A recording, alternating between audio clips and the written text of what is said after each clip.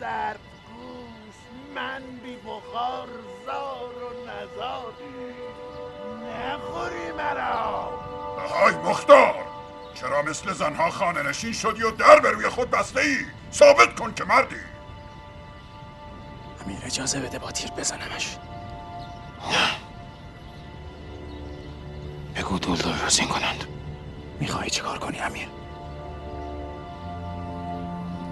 بایست و تماشا کن.